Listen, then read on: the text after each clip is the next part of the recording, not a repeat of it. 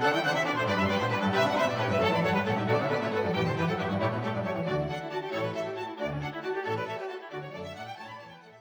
mėly Dešinio proto podcast'o klausytojai. Su jumis sveikinasi Teodoras Žukas ir mano kolega Laurynas Peluritis. Sveikas, Laurynai. Sveiki.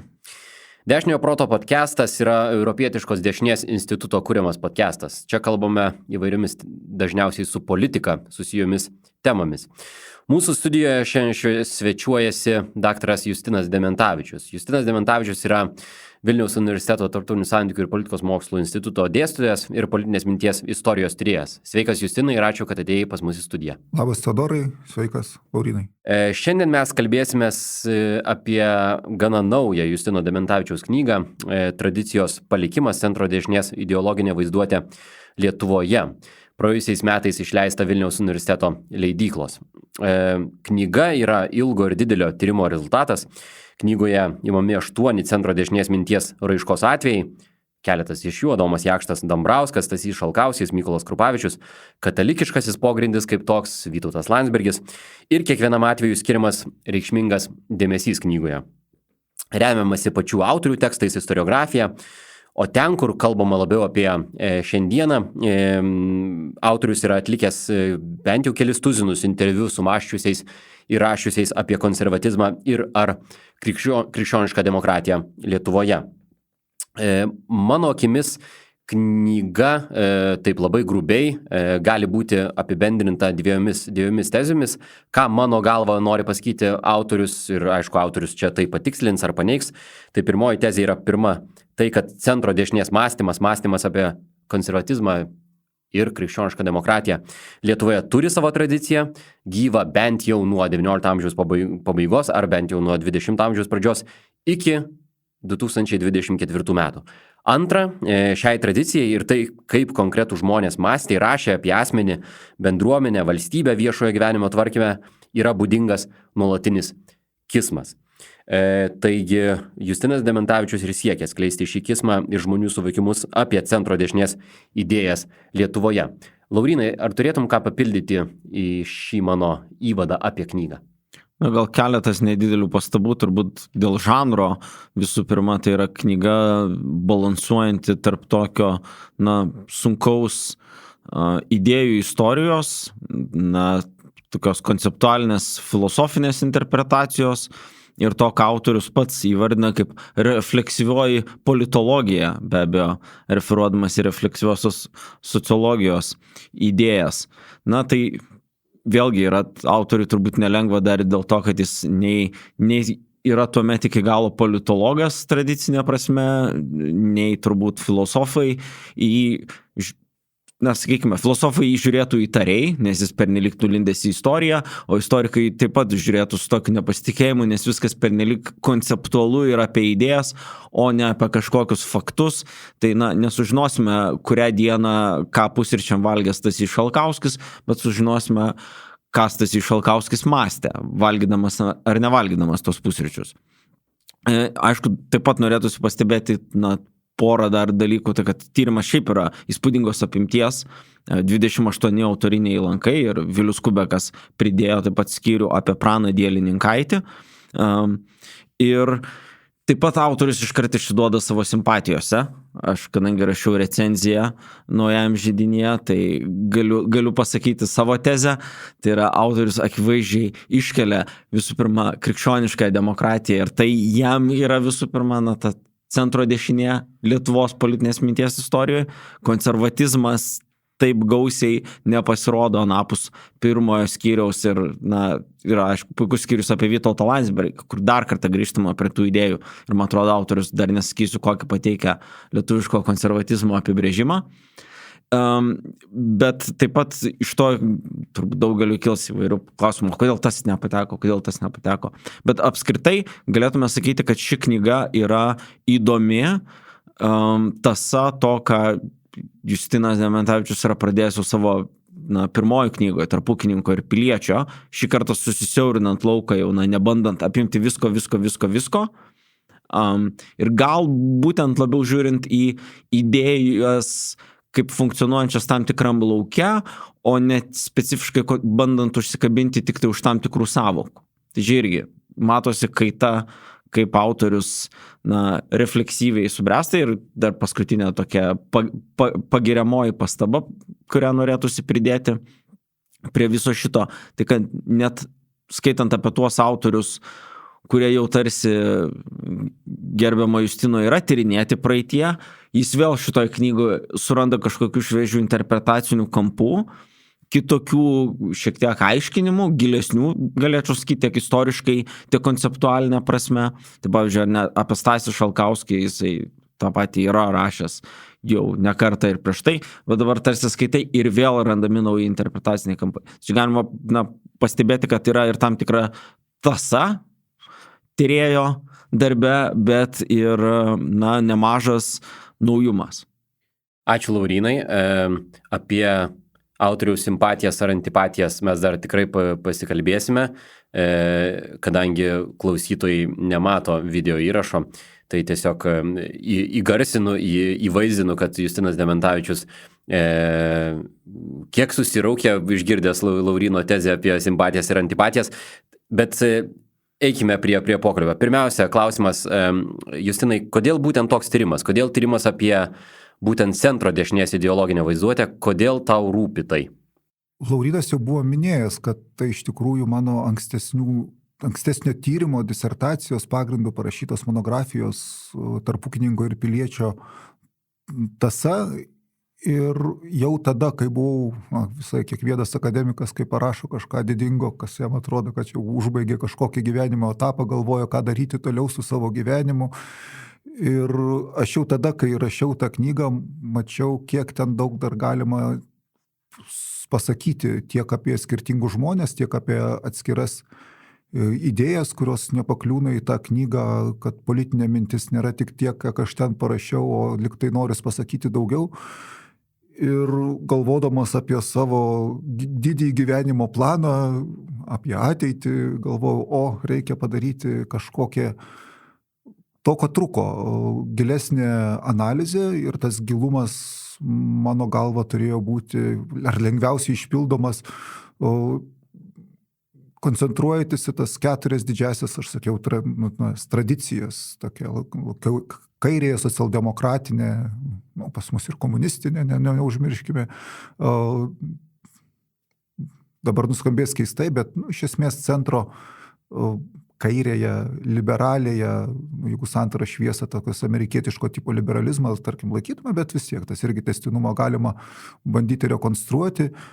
Centro dešinėje, konservatyvėje ir krikščioniškoje demokratijoje ir dešinėje tautininkiška. Tai yra tokios 4 knygos, kurias norėčiau, vis dar noriu parašyti, tik tai dabar turiu šiek tiek daugiau proto, suprasdamas, kaip tai sunku padaryti. Po to, kai pasiėmiau liktai tai, kas lengviausiai potencialiai pasirašoma apie krikščionišką demokratiją ir konservatizmą.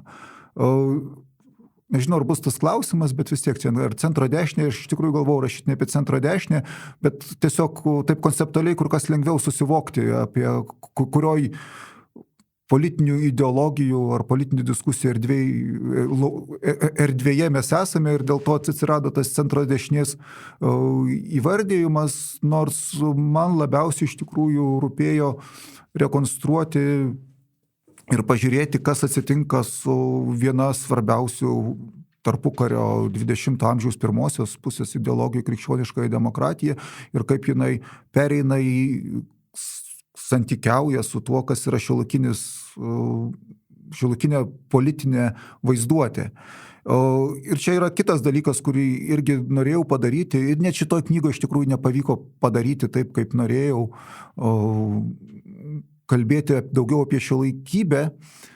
Ir čia tas simpatijos, antipatijos klausimas, kur šiek tiek čia nesusiraukiau, labiau taip šyptelėjau, ne todėl, kad aš nenorėjau labiau subalansuoti konservatizmą, kuris būtų šiuolaikinis, bet dėl to, kad mano rašymo strategija buvo iš tikrųjų tokia istoriška, ir istoriją galima galbūt pradėti rašyti, taip intrigos vardan nuo dabartinių laikų, bet pradėjau nuo tada, kai konvenciškai nuo tada, kai viskas prasidėjo. Ir elementariai pritrūko laiko plačiau pakalbėti apie šiuolaikinius politikus ar intelektualus, kurie galėtų būti priskirti vienokiam ar kitokiam konservatizmui. Man tą domėną įtraukti, kuriam iš tikrųjų rūpė ta konservatizmo refleksija. Alvydą Jokubaitį, kuris iš tikrųjų įkvėpė, man rodos, ne vieną jaunuolį savo laiku pasukti į konservatizmo kelią. Tame tarpe įtraukti kitus asmenis, kurie tuo metu veikė, tarkim, Mečys Laurinkus, kuris buvo kažkuriuo metu, kaip čia interviu buvo sakoma, atsakingas už ideologinį Tėvynės sąjungos Lietuvos krikščionių demokratų įvaizdį. Politrukas. Aš tokių savokų vengčiau. Žinau, ironiškai naudoju. Bet sakykime taip, galbūt jį buvo dedamos viltis, kad padarys kažkokį smegenų centrą, kuris būtų konservatyvios mąstysenos, bet kitas laikotarpis, kitos problemos, kiti iššūkiai ir gavosi taip, kaip nuėjo ten, kur nuėjo, gavosi taip, kaip gavosi. Tai tokia yra pagrindinė priežastis, kodėl aš ėmiausi apskritai nagrinėti politinę vaizduotę. Gali būti klausimas, kodėl būtent nuo centro dešinės, jau minėjau, kad iš vienos pusės dėl to, kad jie daugiausia, tai yra ir iššūkis, kai yra daugiausia, ganantinai mažai savirefleksijos yra apie tai, palyginus su kitomis Lietuvos politinės mąstymo kryptimis turiu omeny. Yra ganėtinai tas bandymas intelektualizuoti savo politinę vaizduotę ir tiesiog buvo įdomu pabandyti tai rekonstruoti. Ačiū už tokį platų pirmą atsakymą. Paminėjai tai, kad pradedi nuo kada viskas prasideda. Adomas ir Ieva. Adomas ir Ieva, ar ne? Tai mano klausimas ir būtų apie tai, kas yra tas pirmasis žmogus ar tekstas, nuo kurio galima, jeigu galima, matyti tos centro dešinės politinės vaizduotės gimimą ar kūrybos pradžios užuomazgas?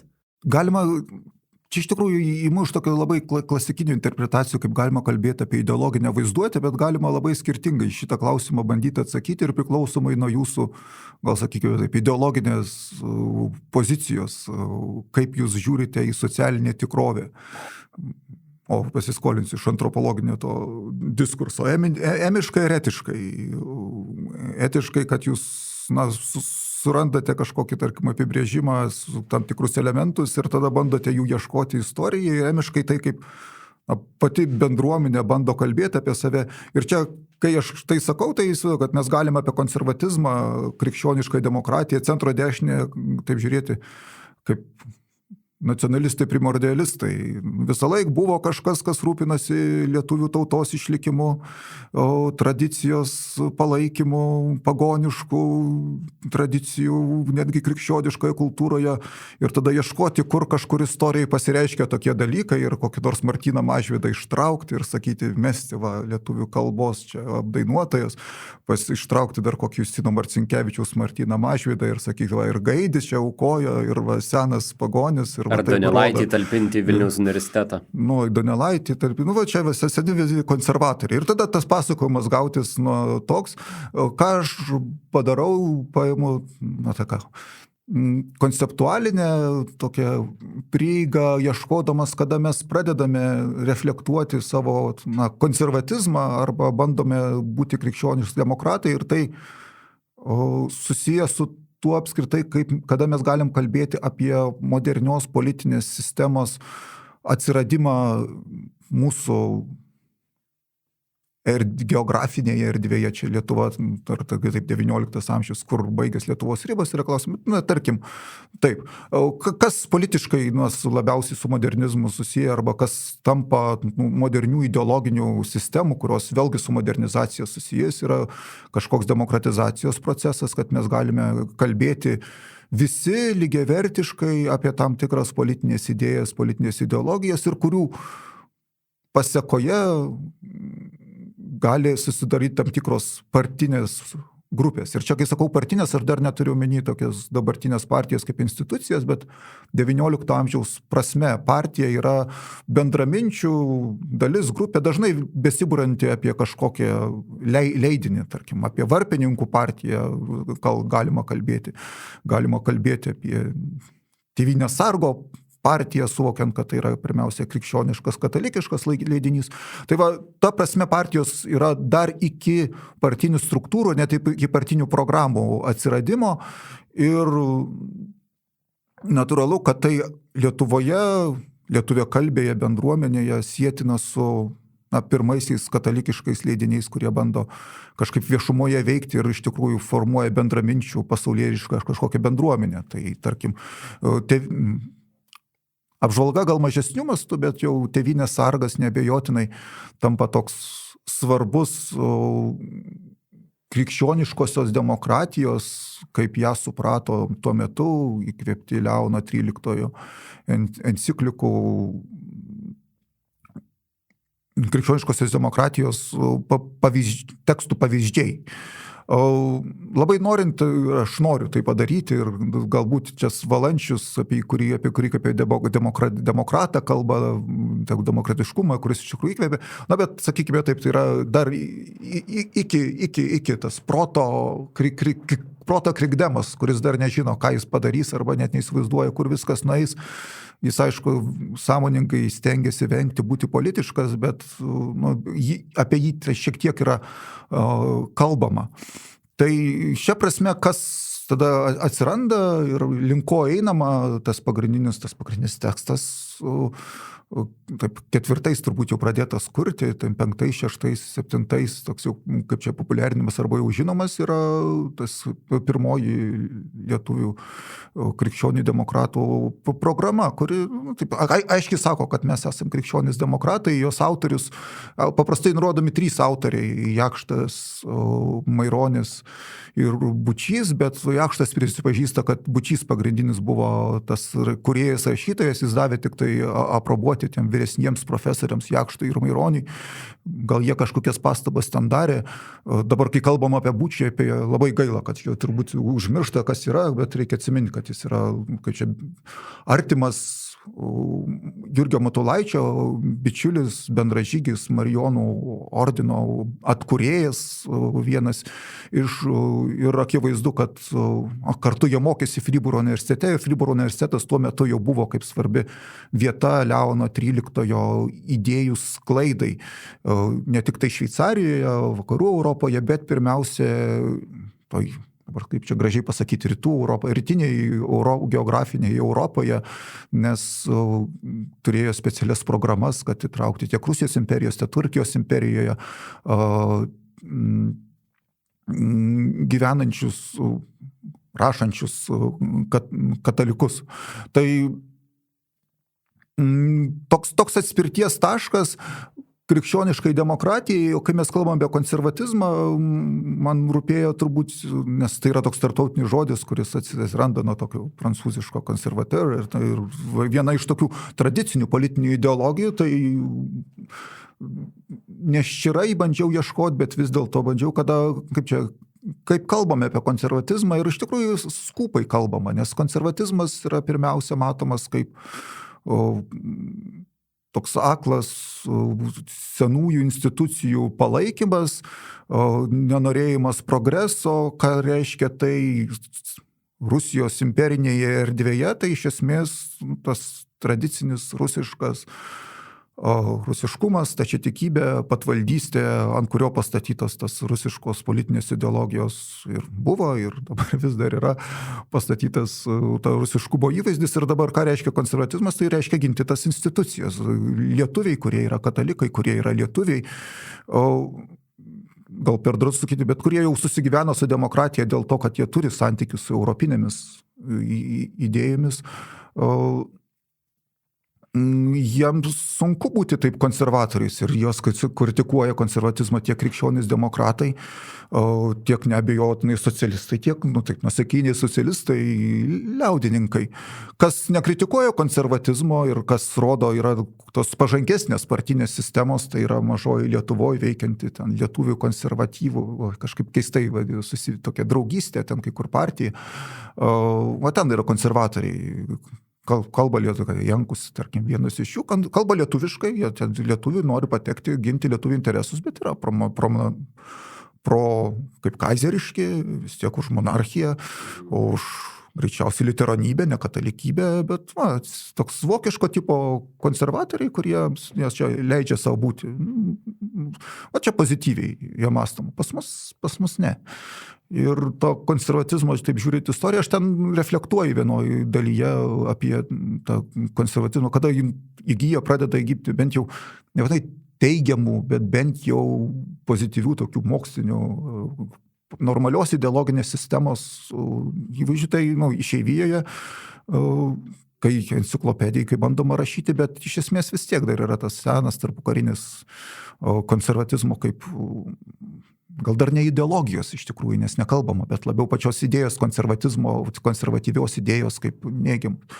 Ir viskas čia pasikeičia vėliau, bet ne apie tai buvo klausimas. Tai gal. Bet kalbant apie tą europinį idėjų kontekstą, tai čia turbūt svarbu paminėti ir tai be Leono XIII ir tai, kas toj pačioje Vokietijoje vyksta irgi su XIX amžiaus pabaiga, Kulturkampf, ar ne, ir su Vokiečių centro partijos atsiradimu, kuri pagrindė yra katalikų partija ir iš esmės jinai yra tokia krikdemų irgi protėvė, ar ne, tam tikrą prasme ir tai irgi mato lietuviai rašantis ir mąstantis kitapus Rubežiaus.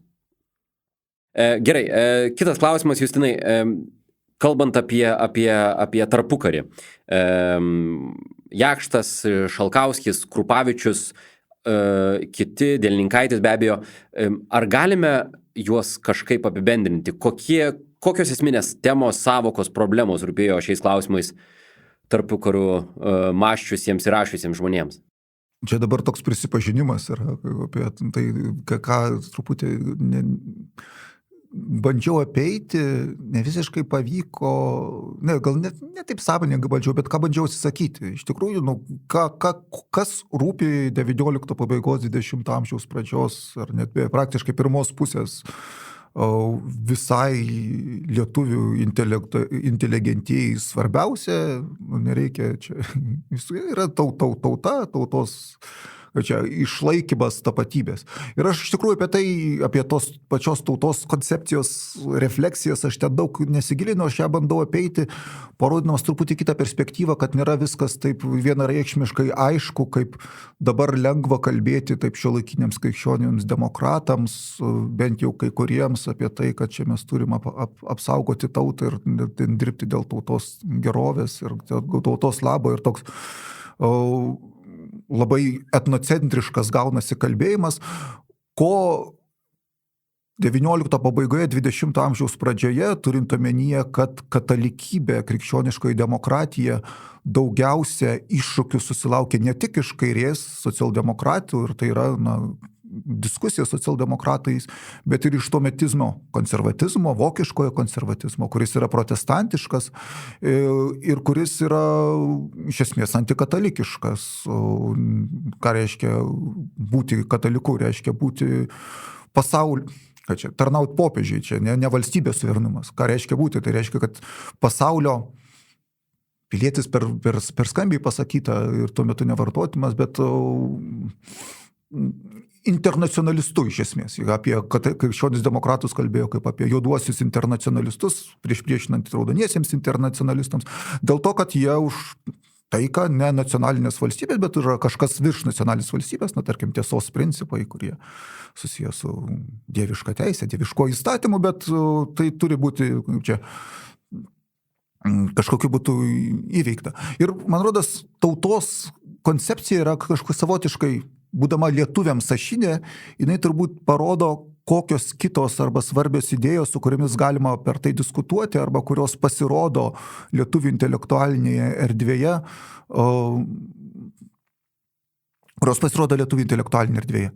Ir mano knyga yra kaip ne visiškai, ir net pirma jos idėjas buvo iš tikrųjų ne tiek ant žmogaus statyti, kaip pastebėjo Teodoras, bet labiau statyti ant idėjų. Čia taip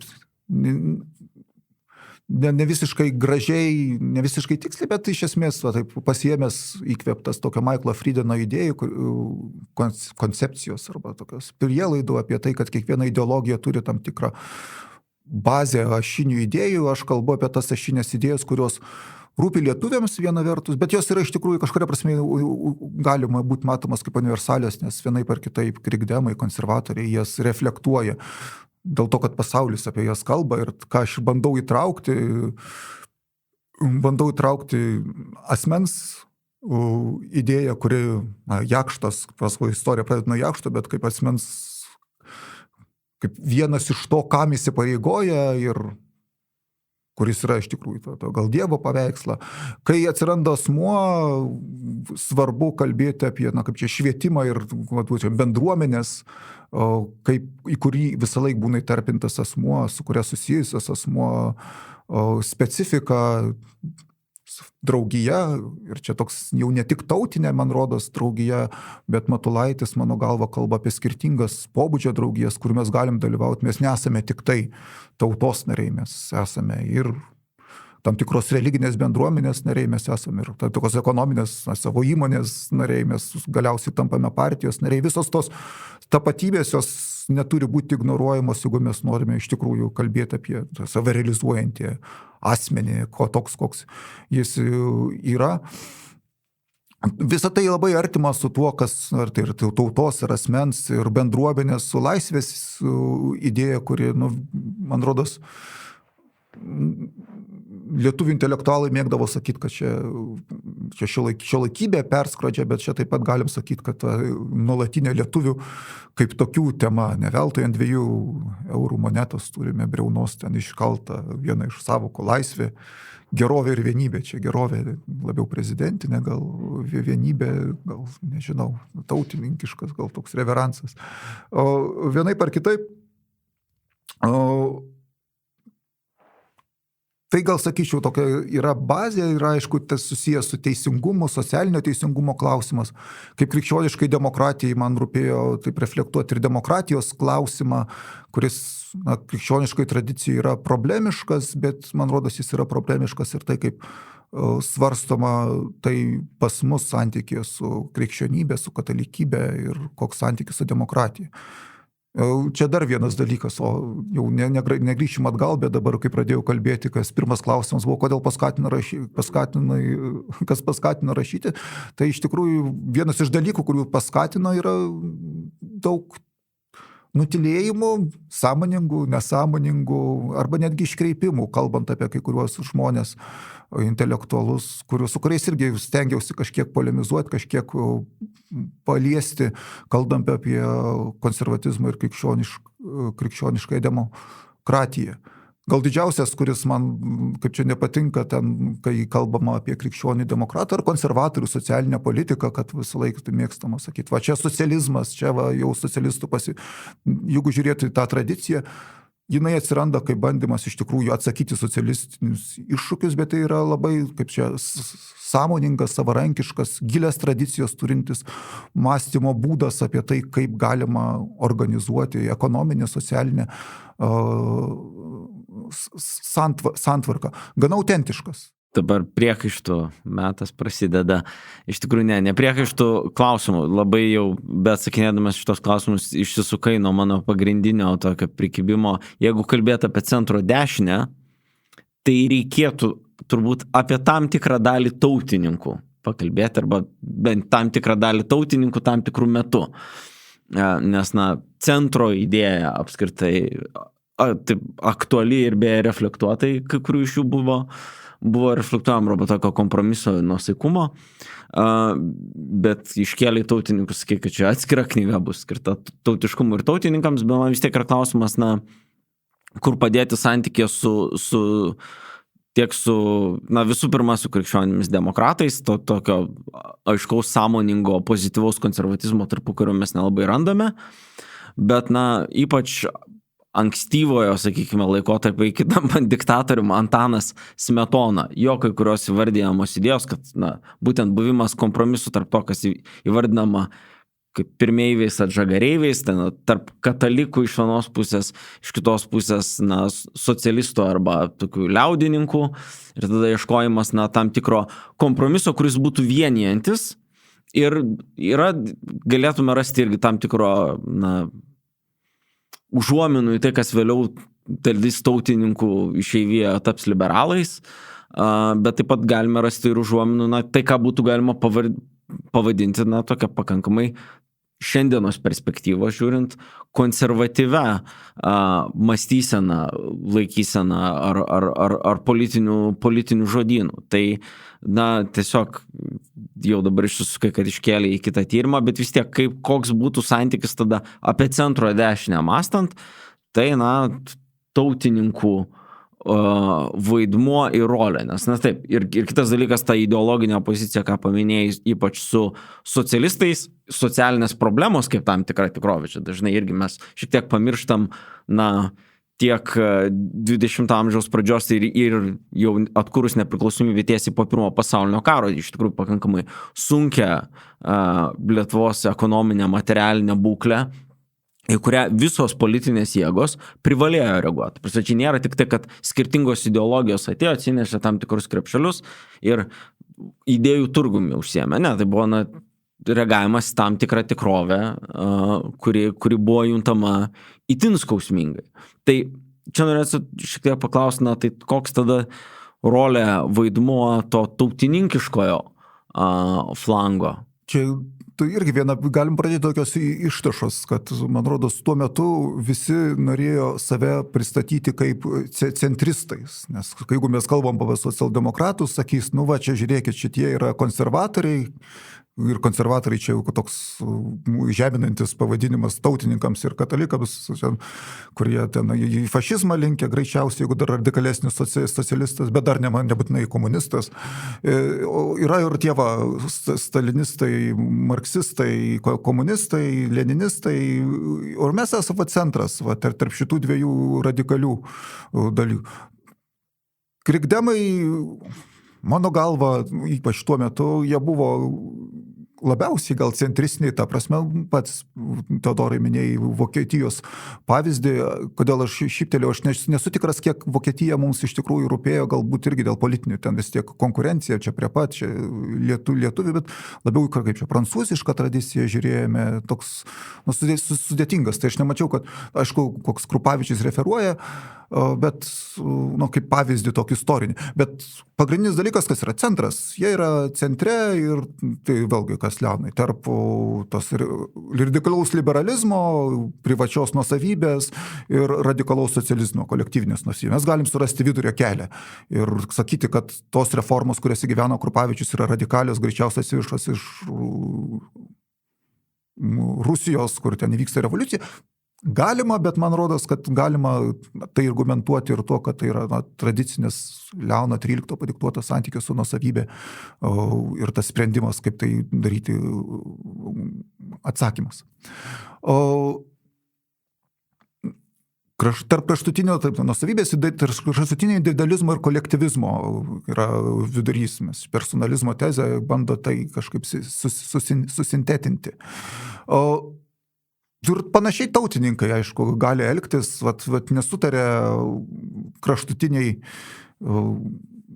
religijos neigėjai socialistai ir visiškai tokio teokratijos vos nepropaguotojai katalikai, o mes čia per vidurį ateisime, centras ir mes bus. Tai kalbėti, kad mes esame vidury tarp kažko, man rodos, yra tam tikra politinė strategija ir galbūt nesąžiningai, bet tai yra paprasčiausias būdas, kaip įveikti šitą tavo klausimą, sakyti, kas dabar yra nacionalistai ir kur jie yra, su kuo jie mieliau bendradarbiaus, ar tie, kas yra labiau centre, sakykime, šiuolaikiniu liberalizmu, ar tai, kas yra labiau dešinėje, sakykime,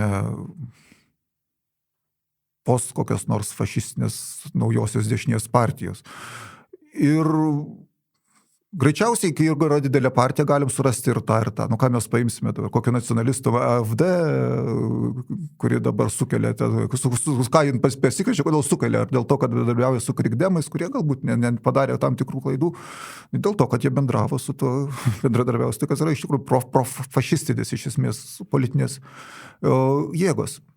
Reikia turėti omeny, kad ir krikdemų ten kažkiek atėjo, bet vėlgi, kai yra didelė partija, man rodos, yra didelis klausimas, ar negalime surasti toj pačioj partijai nuo iki, ir kai mes kalbam apie ideologiją, man rodos, aš teoriniai dalykai kažkiek užsimenu, bet negalime kalbėti apie tos griežtas atskirimus. Čia centro dešinė, čia dešinė ir čia mes brėžiam liniją ir neduok dievė, tu pasakysi tauta ir tada viskas tave į nacionalizmo įmetame nacionalizmus, pusę, reiškia ir potencialus fašistas.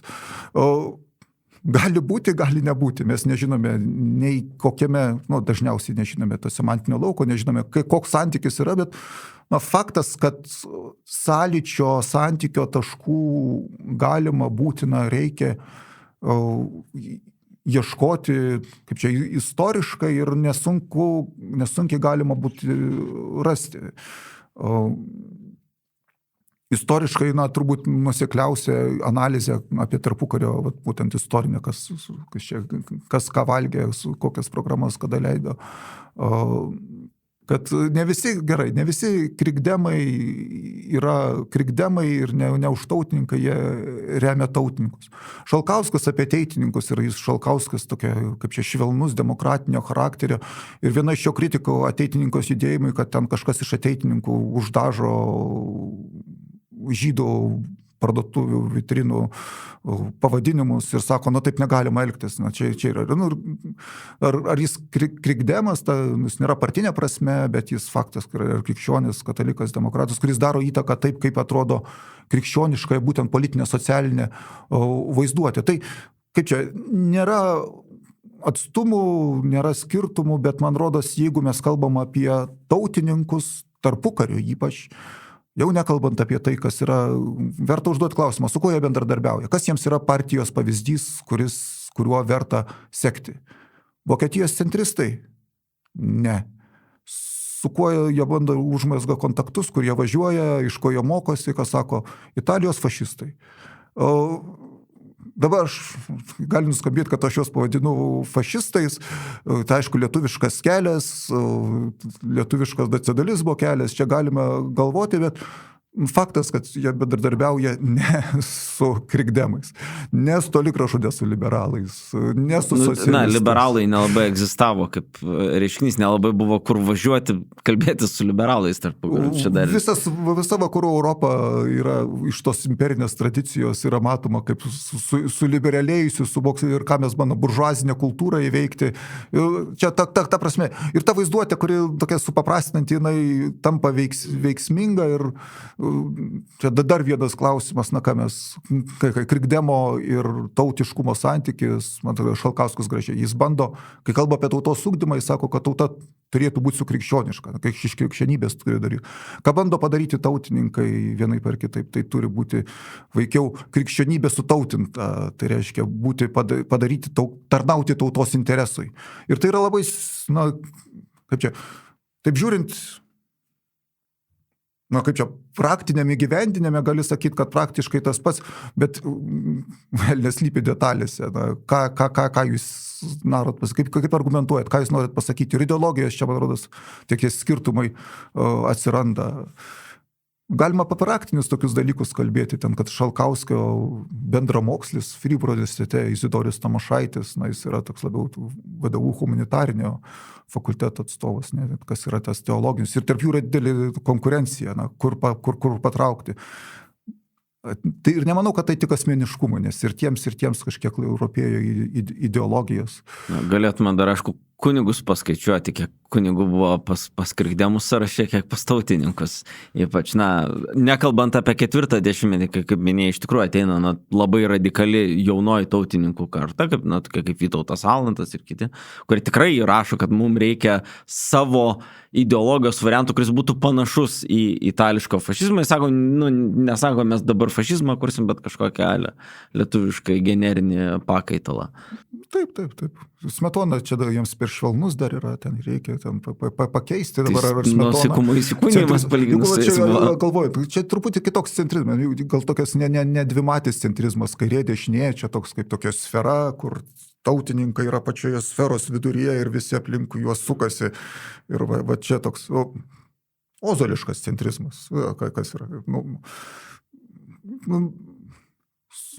Nesakysiu radikaliai dešinė, bet dešiniau negu centro dešinė. Taip.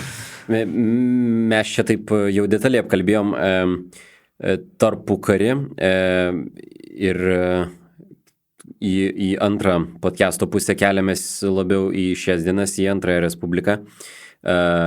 Ir klausimas būtų toks, tęsiant apie tuos pačius krikdemus, kaip žinia, nepriklausomybės priešaušryje ir pirmaisiais nepriklausomybės metais atsikūrė krikdemų partija, bent jau kaip jie save taip suvokė, kad jie atkūrė šitą tradiciją.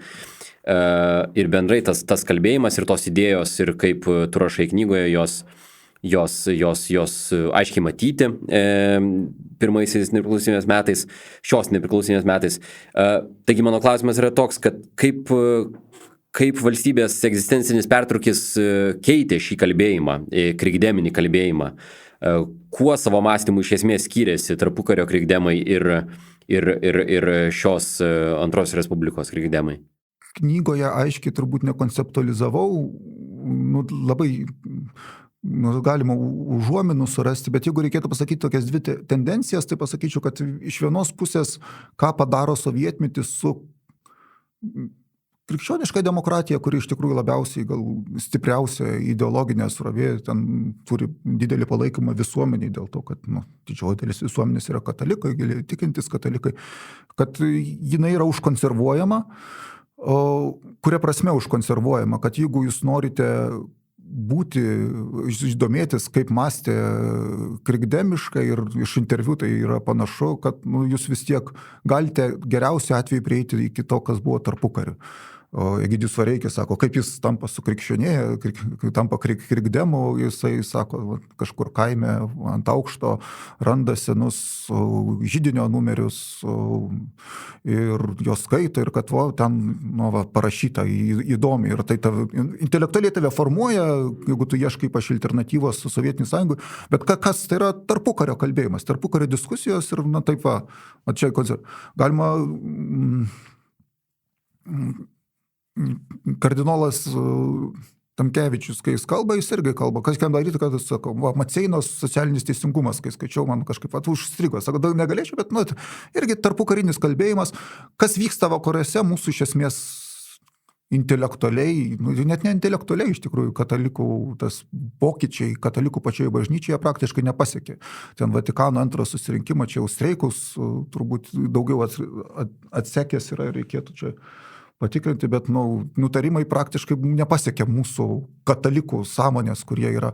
Ką mes gauname tokį istorinį supratimą apie tai, kas atseit yra krikdemiškumas, nors jis toli nuėjęs pirmiausia santykyje su bažnyčia, antra pati bažnyčia yra toli nuėjusi santykyje su demokratija arba kaip sprendžiamos, kokios socialinės problemos yra sprendžiamos vakaruose ir dėl to aš spėju, kad kai mes atsirandame vakarų Europoje, kai pradeda bendrauti su tais krikdemais, tais senaisiais vakarų, kurie jau matė kitokį pasaulį, tai turėtų būti šokas.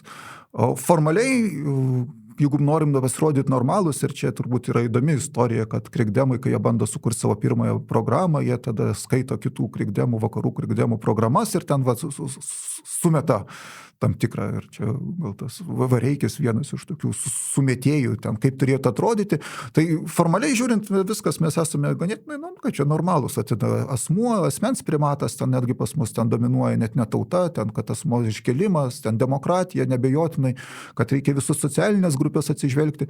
Bet praktinėje erdvėje mes vis dar mąstome, kad katalikybė greičiausiai, kad tai yra dominuojanti, nepabijosiu žodžiai, čia maceiniškai, tokia ideologinė sistema, kurie turi būti nuleista per valstybės pagalbą visur ten ne visi yra tikrai, kaip čia, įdomių, gražių pavyzdžių, sąžiningai, intelektualiai sąžiningų, bet nu, tokia greičiausiai net pas mus įvaizdis krikščioniškosios demokratijos, ar dabar krikščionių partija, tarkim, su šeimų sąjūdžiu susiliejo, tai yra ir toks yra matymas. Tai irgi, man rodos, tam tikros sovietinio politikos padarinys, nes kas buvo kalbama apie krikdemiškumą, kad tai yra tautiškos, kad tai yra antimoksliškos.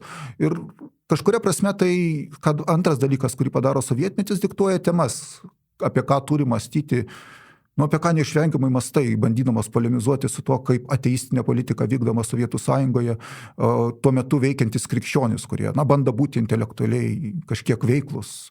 Bet vėlgi tas veikimas, beje, ten žurnalo atgaivinimas, kurie ėjo kažkada tarpukariu, ateitis, ten keli numeriai pasirodo. Rūpintojėlė Šapalas, man rodos, yra vienas iš tų redaktorių, kuris buvo vienas iš židinio redakcijos narių ir bando būti. Bet kokios temos yra tas santykis su mokslu, labai tradicinės, viena vertus 20 amžiaus pradžios, kita vertus labai aktualios tuo metu, kaip sovietai, kaip vykdo. Religija yra nemoksliška, kur čia parodykit man sielą. Ir bandai su tuo. Ir mokslininkai buvo katalikai. Ir tai daug vietos užima tokia. Yra bandymas ginti, aišku, tautos nepriklausomybė ir toks yra sutautėjimas iš karto, nes klero fašistai, bet ir tada, kaip tu bandai apsiginti, sakyti, kad mes toli gražu ne fašistai, bet tauta turi būti nepriklausoma ir tas tautininkiškas kalbėjimas, laisvės tema, kuri pirmiausia susijusi su galbūt nepasitikėjimu kažkuria prasme valstybinės institucijomis ir ypač po 92-ųjų, gal taip jau šio amžiaus, kur tas išsiveržė su matymu, kad nomenklatūra grįžo ir čia labai toli siekiant interpretaciją, bet galbūt per tai galima suprasti, kodėl dalis katalikiško pogrindžio narių vis dar žiūri į tai, kas vyksta Lietuvos valstybėje, kaip į ne savo, o iš seno ateinančias tas mąstymas kaip grėsmė, toks giluminis nepasitikėjimas valstybė ir tos veikimo formos. Svarbiausias, atrodos, pokalbis, kad pokytis arba tas, kas yra šiaip susiaurinta labai katalikiška, krikščioniška demokratija ir ten konservatyvi vaizduotė. Nes apie ką kalba, dažniausiai, kad čia priešai ir tas tauta, ne mokslas, ir tai vis dar persiduoda, ką ten galima rasti, yra tauta ir dvasiškumas, dvasingumas, man turbūt buvo toks vienas iš tokių negebėjimo išeiti už to siauro mąstymo pavyzdžių, buvo toks LRT interviu su nuncijumi, kuris buvo darytas ir ten visas, nežinau, ar skaitėte, matėte, ten visas klausinėjimas yra apie tai, kas rūpia akivaizdžiai, apie seksualinius nusikaltimus bažnyčiai. Svarbi tema, bet viską nuncijų, kuris yra pagrindinis žmogus, reprezentuojantis šventąjį sostą, kuris kalba apie bažnyčią ir tik apie tai klausinėti, lietuvišką dar kontekstą yra toks labai siauras supratimas, ko galima klausti, kaip galima mąstyti. Ir dar vienas dėl to tikslas tos knygos yra truputį praplėsti matymo, ko galima tikėtis iš krikščioniškos demokratinės vaizduotės. Kitas be abejo yra apie konservatizmą kalbi, kaip iš esmės naujai atsirandantį ir reflektuojamą dalyką ir galbūt užčiuopi daug dalykų Vytauto Landsbergio politiniuose galvojimuose ir veikimuose, kurie veikiau jau taip aiškiau asocijuojami tiek su kubilišku, tiek su adomėnišku konservatizmu, galėtume tai pasakyti. Bet, man atrodo, labai gerai knygoje 418 puslapyje trumpame sakinio dalyje neblogai suartikuliuoji, kas yra konservatizmas ir santykis su tradicija šioje politinėje srovėje Lietuvoje ir kuo jisai problemiškas, nes tarsi kas čia yra konservuojama ir konservuojama ne tai, kas buvo, o greičiau tai, kas turėjo būti. Ir rašai, cituoju, tradicija Lietuvoje nėra organiška tikrovė, o kaip institucija, kuri buvo valingai formuojama kitų, todėl gali būti transformuojama ir mūsų pačių. Lietuvos konservatorius, kaip jokios kitos ideologijos atstovas, rūpinasi identifikuoti gerasias ir blogasias tradicijas, praktikas, erdves ir atitinkamai jas palikti. Abiem šio žodžio prasmėmis. Citatos pabaiga. Tai irgi, taip sakant, iš ko anapus mums reikia išeiti, ko atsisakyti kaip ydingų kažkokių, gal ne tiek tradicijų, kiek labiau, turbūt tada sakytų kažkokių papročių ar net įpročių, kaip tam tikro nereflektyvumo ir ką iškelti kaip tradicijos elementą. Ir čia, siejant su tuo klausimu, krikščioniškoji demokratija turėjo istorinį santykį kažkokį su praeities, su tarpukario tradicija, iš dalies su išeivija, ten steigiant partiją kaip tam tikrą organizacinį dalyką. Tai pas konservatorius to nebuvo, greičiau kaip tik iš karto buvo tas dairimasis aplinkui, tai kokios yra čia tos konservatyvios partijos ir Mečių Laurinkų minėjai, kuris, nesuslovas buvo konservatizmo, tikrai čia aš politruko jo labiau terminoje pritarčiau, bet taip, jis buvo vienas tų sakančių, kad būtent konservatizmas tam tėvynės sąjungai kaip tik ir turėtų būti ta ideologija, tarsi jausdamas, ko čia reikia ieškoti, ir tada yra valinga intelektualinė pastanga sukurti kažkokią tą lietuvišką konservatizmą ir atrasti tą kažkokią tradiciją, kuri ne tai, kad egzistuoja faktiškai, bet turėtų būti. Ir iš to labai paprastas klausimas. Ar Vytautas Landsbergis yra krikščionis demokratas ar konservatorius? Ar nei vienas iš jų? Tai čia paprastas atsakymas. Aišku, kad jis yra pirmiausia konservatorių, Tėvynės sąjungos Lietuvos konservatorių partijos pirmasis pirmininkas, tai formaliai žiūrint jis yra konservatorius. Ir kaip atrodo konservatizmas, galima sakyti, susijęs su Landsbergio asmeniu, jo kalbėjimu apie lietuvišką konservatizmą kaip tokį. Čia, aš man rodos knygoj ten užsimenu, kad netgi jeigu tada šitą kalbėjimą rimtai žiūrėtume, privalome rimtai žiūrėti, vis tiek įtakingos ištaros, labai poetinė kalba, tada verta kreipdėmėsi į ką jis pats nurodo, kaip į ištakas, to valstybingumo, laisvės, tautos, tai jis žino, jam rūpi, greičiausiai per tėvą Vincas Kudirka. Laučius yra ten sakė, čia nesąmonė, Vinco Kudirko akivaizdus liaudininkas, galbūt net socialistas, neabejotinai, kad yra už progresą, mokslinę pasaulėžiūrą pasisakantis, ir galima galvoti, kad čia Landsbergis užšiepė tą kaitą ir truputį organiškesnis net yra su vakarais negu krikdemai, kurie bando rekonstruoti tai, kas buvo tarpukario, bet galima ir kitaip žiūrėti, man rodos, Vinco Kudirkaus asmenį kaip konservatoriaus, aš to neišdrįsau pasakyti, bet kaip berkas buvo padarytas iš tuo meto, liberalo nepavadinsi, bet ne konservatorių partijos narys. Vigas visgi buvo. Taip, jis padarytas konservatorių patriarchų arba tais intelektualinių kvėpėjų. Taip ir Kudirką galima galbūt elgtis, daryti. Nenorėčiau tai, nes tada užsigoštų kiti, kurie į Landsbergio, man rodos, skaitimą nepatenka, kurie galbūt pateko į Mečio Laurinkalaus akiratį. Ir šitoks anekdotas, kurį Andrius Kubilius pasakoja, kad kai Mečius Laurinkas davė ten paskaityti Organiškąją valstybę, Kubilius sakė, kaip tik rašė savo, ar galbūt mąstė, ar nežinau, koks statusas, be savo konservatyvąją bendruomenę, kuri vėliau perleidžiama vis nuolat, kas 10 metų vis perleidžia, kad žinotų, kaip reikia mąstyti, ir irgi svarbi knygutė. Tai kai davė, jis sako, čia labai arti to, ką konservatizmas mąsto, čia tai kas turi būti. Ir, kaip čia suranda idėjas, su kai tu prieštarauji ir kai tu mąstai, galbūt tas, čia diskursas, aš jau neoperuoju taip savo knygoje, bet kažkokia diskursas vis tiek sustato, jeigu tu nenori būti nei socialistas, nei kraštutinis tautininkas, tu kažkokią bandai surasti vidurio kelią tarp šito ir neišvengiamai tave nubloškia į konservatizmą, kuris artimas tokiam nuosaikiam, apmąstytam, intelektualiam krikščioniškai demokratijai. Aš nesu matęs, kad Landsbergis cituotų Šalkauskį, jisai ten Vidūną, tarkim, kokį nurodo, kuris taip, gal jis taip politiškai viskas, jis sintetinantis. Tai Landsbergį irgi, ir jis nesupyks, jeigu taip žiūrėtume. Čia nėra Ir turbūt ir ne tas, ir ne tas. Čia ir dar truputėlį daugiau. Kaip čia, fliuksas jis yra, tai politinis. Čia tikrai. Lauryna, ar turi ką?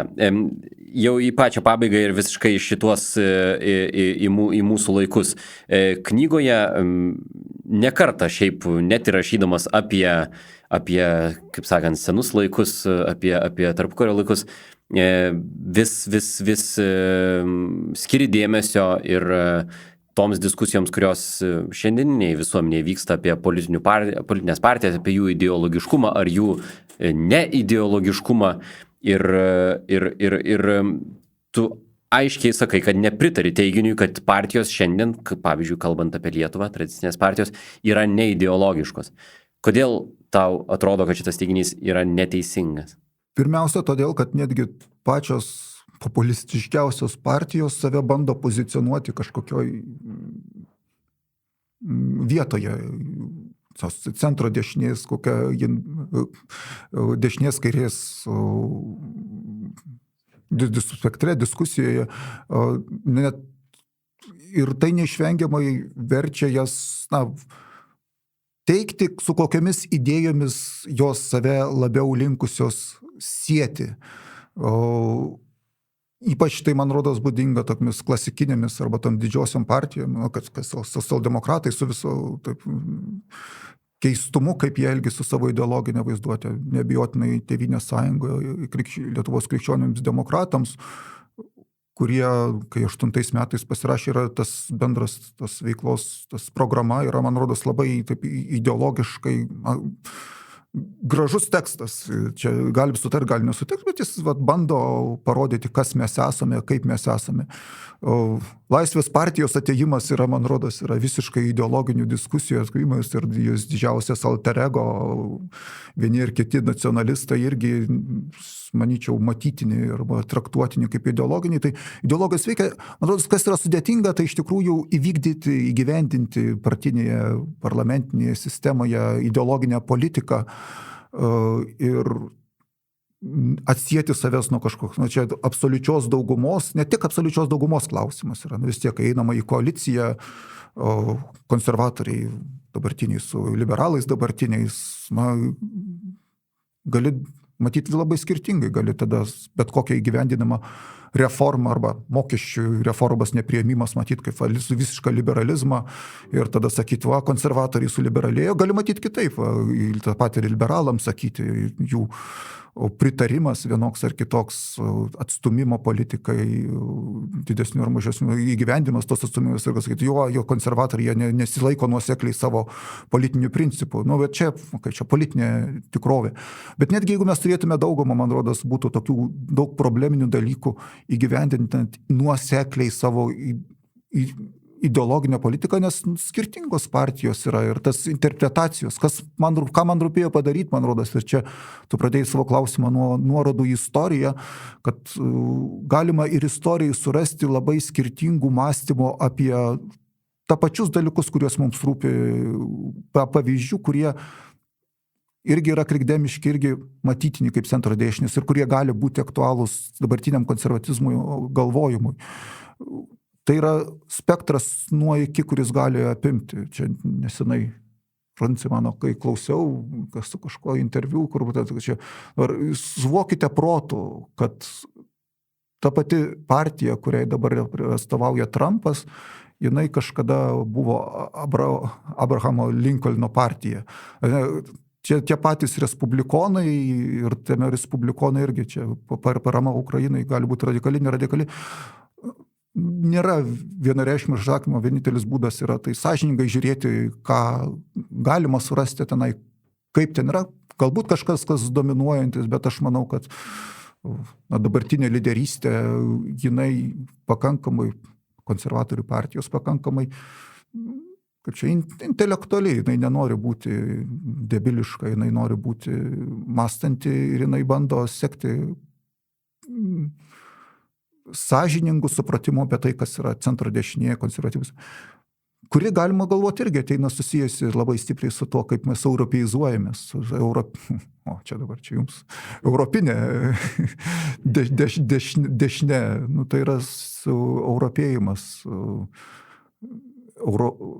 Aš manau, kad ir kraštutinė, ten dešinesnė dešinė irgi yra kažkuria prasme europinė, tik tai ten visai kitoks matymas, jie irgi europeizuojasi, tamdami naująją dešinę, gražius tos savivardis jų pačių. Dabar anglėjame, anksčiau rusenome, kaip sakė klasikai. Mes pradėjom pokalbį nuo asmeninių simpatijų ir antipatijų ir paskutinis mūsų pokalbio klausimas tau apie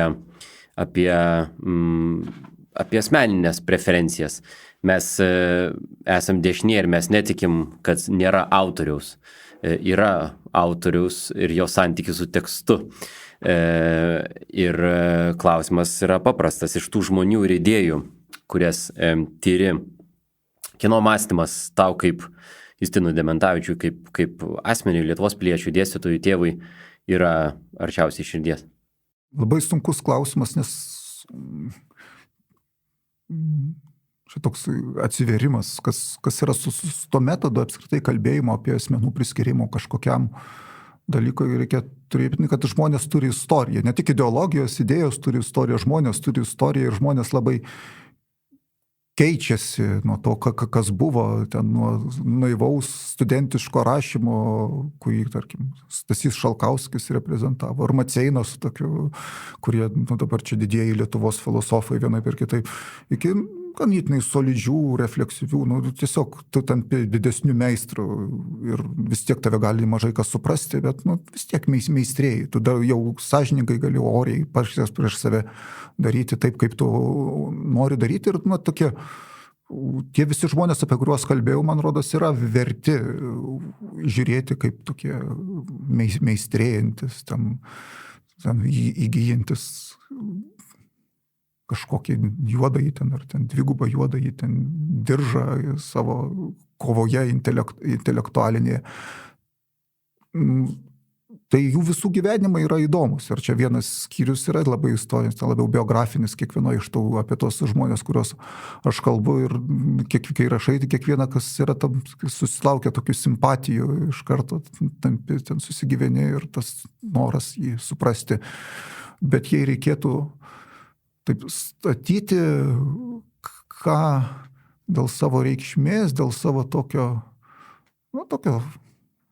lietuviško žodžio pavartosiu, fainumo, čia labai negražiai pasakysiu apie Stasį Šalkauskį gal. Tebūnie Stasys Šalkauskis. Ačiū Justinui Dementavičiui už apsilankymą mūsų laidoje. Primenu, kad čia buvo podcastas Dešinysis protas. Mus galite rasti tiek Facebook'e, tiek LinkedIn, tiek Twitter'e. Kviečiu sekti mūsų veiklą, kviečiu sekti mūsų podcastą, kurį rasite YouTube ir Spotify. Iki susiklausimo. Viso geriausio.